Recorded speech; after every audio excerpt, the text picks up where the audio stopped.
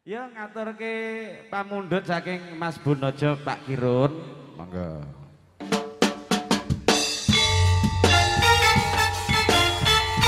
Asik bersama Novan Audio Dik Susi. Nggih, Patri. Ada Dewa Tresno. Muda-muda ya. Asik. Oke. Mas Gogon, aja panggah mesem Mas Gogon. Bos kedangan kula ngenteni ndika lapun tresno nanging keloro-loro ati iki saya ora kuat aduh Kang Mas apa kudu Radarana. Aduh sayang, aku cinta padamu. Ora ngira yen wis kaset tekaku. Jebul kowe wis ana sing duwe. Aku bingung kok ngene dadine. Asik bersama kuda budaya Dik Susi si milik kita.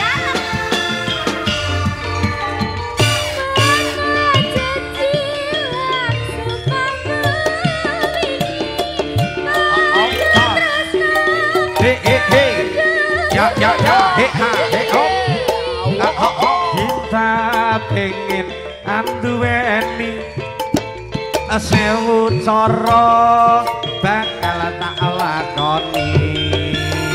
Mong sawiji kang tekan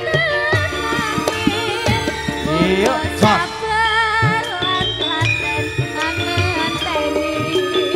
Ayo namang kono, ayo bareng ndedonga.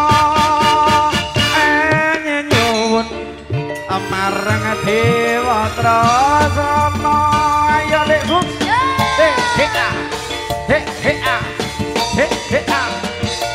Yo Jos.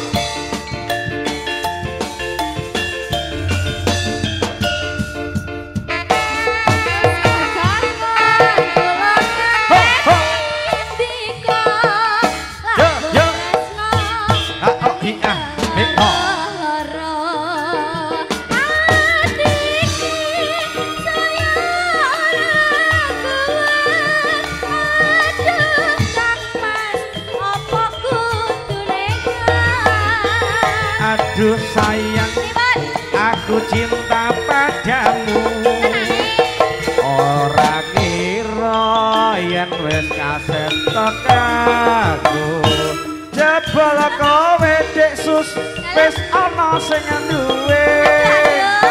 Aku bingung kok ngene dadine.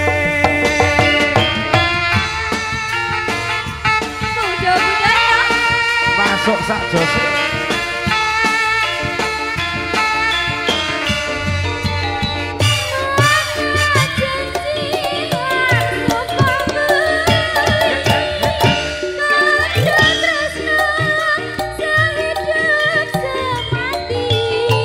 Demi cinta pengen anduweni lawang sewu bakal tak lakoni. Ho ah ho eh yo demi muga sabar lan klaten angenteni. ayo mangkono ayo bareng ndedonga. Nyuwun marang Dewa Tresna. Nyuwun marang Dewa Tresna. Oke, Mas Bunojo.